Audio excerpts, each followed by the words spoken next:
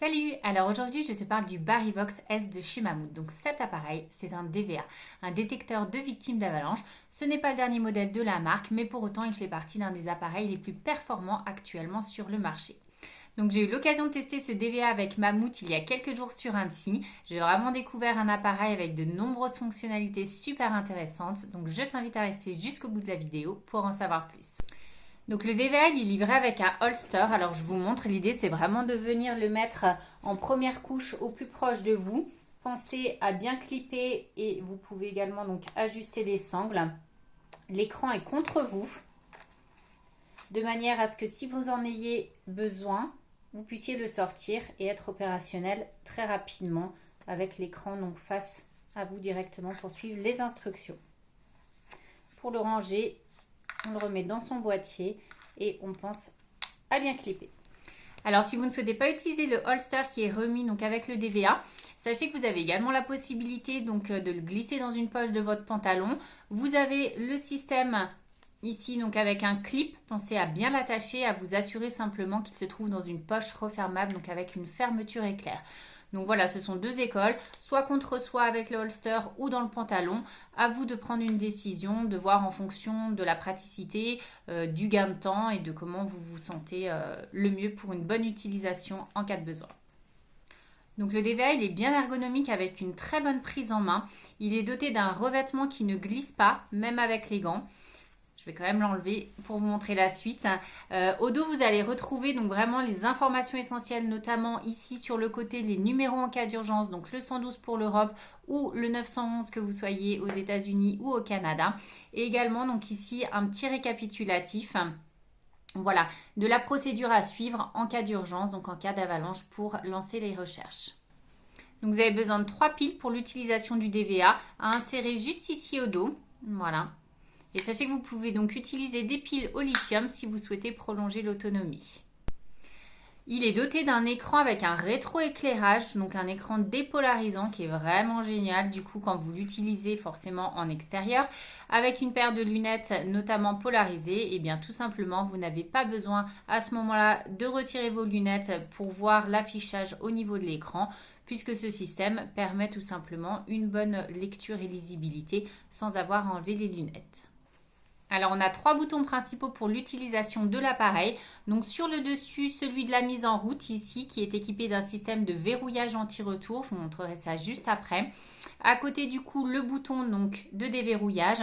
Sur le devant celui pour le marquage, juste ici pardon, qui est également à utiliser pour la fonction de groupe test.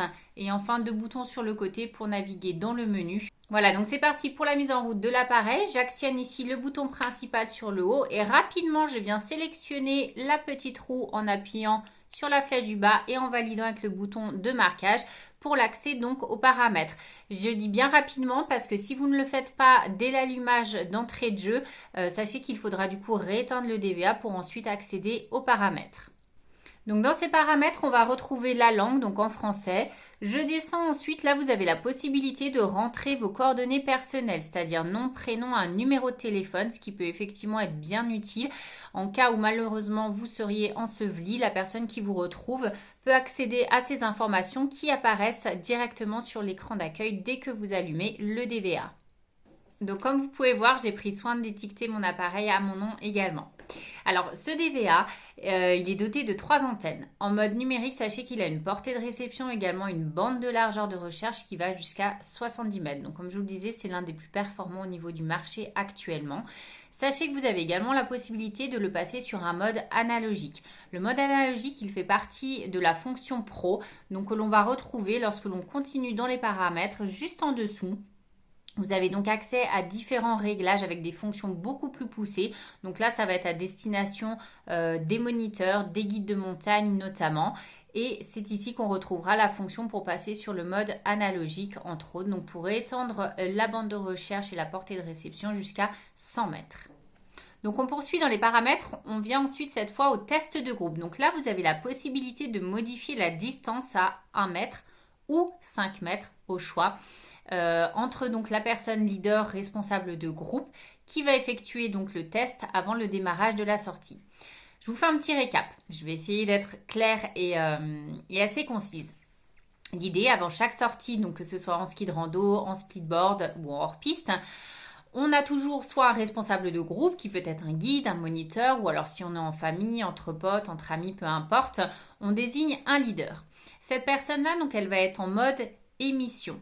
Et à ce moment-là, tous les autres participants vont, eux, se mettre en mode recherche. L'idée, c'est donc que chacun des participants qui est en mode recherche, à tour de rôle, passe devant le leader qui, lui, donc, va être en mode émission pour vérifier que le DVA fonctionne. Et à l'inverse, une fois que tout le monde est passé, donc les autres participants vont, alors en général, on préconise une distance de 3 mètres entre chacun, donc vont se mettre en ligne et se stopper avec cette distance. Et à ce moment-là, donc le leader, lui, passe à son tour en mode recherche, donc bien entendu, tous les autres se seront remis en mode émission. Et donc le leader passe devant chacun des participants avec cette fameuse distance qu'il aura paramétrée, donc 1 mètre ou 5 mètres, et donc va vérifier à son tour que l'ensemble des DVA fonctionne correctement. Donc toujours en poursuivant au niveau des paramètres, on arrive cette fois à la commutation automatique vers scène. Donc là, vous avez la possibilité de choisir entre 2 ou 4 minutes. Qu'est-ce que ça signifie? Tout simplement, en fait, c'est tout simplement le paramétrage qui fait que si le DVA n'est plus utilisé, lorsque vous êtes en mode recherche, par exemple, ça peut être en cas d'une suravalanche et il n'y a plus d'action de votre part, à ce moment-là, automatiquement, il va repasser, donc au bout de 2 ou 4 minutes, en fonction du temps que vous aurez choisi, il repasse directement en mode émission pour tout simplement vous protéger et que vous soyez à ce moment-là détectable à nouveau. Donc après, vous avez les fonctions vitales que je vous conseille d'activer. Donc l'appareil, lorsqu'il est sur vous, imaginons que vous soyez enseveli, il va enregistrer directement tout un tas d'informations sur vos organes vitaux, le temps que vous êtes resté enseveli, etc. Et enfin, donc après, ce sont les réglages d'usine, également donc les paramètres pour les mises à jour. Sachez que vous pouvez mettre à jour votre appareil directement en simultané avec un autre Barryvox S, donc un même modèle, pardon. Alors par rapport à la fonctionnalité dont je vous ai parlé tout à l'heure, du fait que le DVA puisse repasser directement du mode recherche au mode émission en cas de suravalanche par exemple si vous êtes enseveli et que du coup il n'y a aucune action de votre part au bout d'un certain temps que vous aurez paramétré ici. Donc deuxième cas, deuxième hypothèse, vous êtes en groupe à plusieurs, il y a eu une avalanche, mais vous ne faites pas partie des personnes qui directement sont en train d'effectuer les recherches. Alors à ce moment-là, vous, bien entendu, il ne faut pas couper votre DVA, mais pour ne pas brouiller les pistes pour les autres, eh bien sachez que vous avez une fonctionnalité qui permet, donc tout en restant en mode recherche, de stopper en fait quelque part le signal, mais sachez qu'en cas de suravalanche, à ce moment-là, automatiquement, il repasse également en mode émission pour vous permettre d'être secouru, d'être donc bien entendu détecté de nouveau. Ok, donc je vous propose qu'on fasse un rallumage de l'appareil ensemble. Comme je vous l'avais montré, donc il est doté d'un système de verrouillage anti-retour au niveau du bouton principal, donc là qui est complètement bloqué. Donc c'est-à-dire que pour l'éteindre, il faut bien appuyer à côté sur le bouton de déverrouillage. Ok, donc là il s'éteint. Ensuite, donc je rallume l'appareil. Donc vous allez voir au démarrage, on va avoir les informations que j'ai paramétrées me concernant. La fonction ici test groupe et si je souhaite accéder aux paramètres, on retrouve la petite roue. On a également une fonction automatique d'autotest, voilà, pour vérifier donc que l'appareil fonctionne bien en mode émission. Et ici, donc, on retrouve en haut à gauche le pourcentage de batterie. Là, du coup, je vous donne un petit conseil, en tout cas personnel. Il n'y a pas d'obligation ni de règles vraiment établies. Mais effectivement, alors moi, dans mon cas, je ne sors jamais avec un DVA chargé à moins de 50%. Donc après, encore une fois, en fonction de la sortie que vous avez prévue, en fonction des conditions climatiques également, parce que le froid, bien entendu, va jouer sur l'autonomie des piles, pensez-y. Voilà, à vous de voir d'ajuster. Ce qui est bien également, c'est toujours d'avoir un jeu de piles en rab avec vous au niveau de votre sac, de votre équipement, au cas où, tout simplement. Faites également attention aux interférences par rapport aux objets électroniques, donc notamment tout ce qui va être montre connectée, téléphone portable, bien entendu, les GoPro également. Donc vous avez un petit récap au dos de l'appareil, donc selon que vous soyez en mode émission ou réception. En mode émission, en général, on va préconiser une distance entre l'appareil et le DVA de 20 cm au minimum. Et lorsque vous êtes en mode recherche, on passe sur 50 cm. Attention, même lorsque vous êtes en mode avion au niveau de votre téléphone portable. L'idéal, c'est vraiment de l'éloigner au maximum, surtout lorsque vous allez être après dans les recherches pour éviter toute interférence. On va passer cette fois sur le mode recherche. Donc, je rappuie à nouveau sur le bouton de déverrouillage pour pousser le bouton sur la droite. Donc là, dans l'immédiat, je ne vais pas pouvoir vous faire un test puisqu'on n'est pas dans les conditions, en tout cas pas à la neige.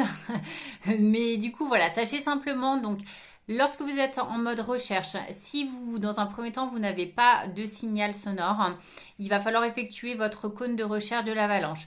Dès que le DVA, il va capter un signal, à ce moment-là, vous allez voir apparaître la distance au niveau de l'écran avec la flèche pour vous orienter, vous donner la direction à suivre. Donc l'écran, il va vraiment vous guider de manière fiable. Comme vous pouvez le voir, il est vraiment intuitif avec de nombreux schémas, flèches également au niveau sonore. Le but, c'est vraiment de vous guider, de vous aider pour gagner du temps dans vos démarches, être le plus efficace possible, au maximum pour effectuer vos recherches. Donc dès que votre DVA va capter un signal sonore, dans l'idéal, il va falloir rapidement, donc on préconise en général jusque 35 mètres, suivre la direction donc il va vous indiquer. Ensuite, à partir en dessous de 10 mètres, on va diminuer, donc ralentir un petit peu le rythme. Et ensuite, à partir de 3 mètres, on considère qu'on peut à ce moment-là déchausser les skis et on va rentrer dans la phase de recherche fine, donc la phase de recherche finale.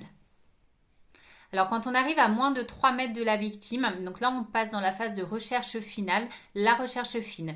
Donc l'idée, on a déchaussé les skis ou le speedboard, l'idée va être de se mettre à genoux dans la neige pour être au plus proche de la personne ensevelie.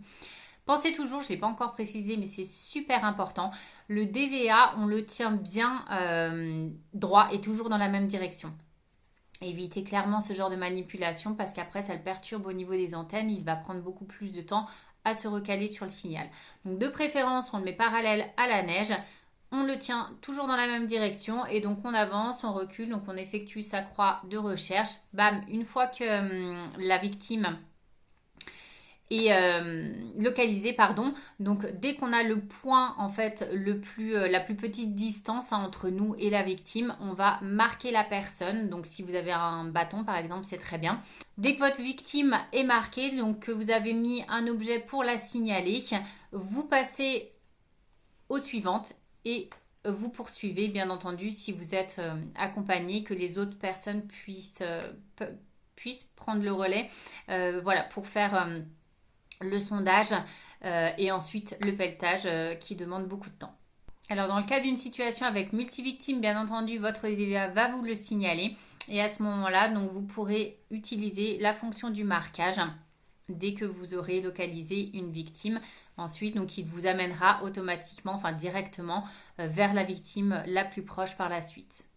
Alors la méthode de recherche, bien entendu, va différer selon si vous êtes à plusieurs ou seul. Dans tous les cas, en général, moi je conseille quand même de contacter les secours dans un premier temps puisque potentiellement vous en aurez besoin. Donc cela permet de réduire déjà le temps d'arrivée des secours sur le site. Alors je vous invite vraiment à vous entraîner. Alors en début de saison c'est bien, en cours de saison, n'hésitez pas à le faire de manière régulière vraiment pour multiplier les exercices, pour vous sentir le plus à l'aise possible, maîtriser au maximum votre DVA, tout simplement pour optimiser votre efficacité et vos performances de recherche en cas de situation réelle. Donc je vous le rappelle, on a de nombreuses stations qui sont équipées maintenant vraiment de zones spécifiques dédiées à la recherche DVA. Donc le but c'est vraiment que vous puissiez pratiquer pour être le plus efficace possible. De nombreux événements également qui ont lieu tout au cours de la saison. Vous avez notamment les Safety Shred Days, vous avez les événements des plus grandes marques, donc Mammouth, mais d'autres également. J'espère que toutes ces informations sur le Barryvox S de chez Mammouth te seront utiles. Si tu as aimé la vidéo, n'hésite pas à liker, à partager également. Dernier petit rappel, le DVA c'est essentiel, mais jamais solo. Donc n'oublie pas, il fait partie du fameux triptyque, DVA, pelle, sonde, vraiment indispensable pour toutes tes prochaines sorties. Sur ce, bon ride, bonne sortie à toi cet hiver, profite et sois prudent. À bientôt, ciao ciao.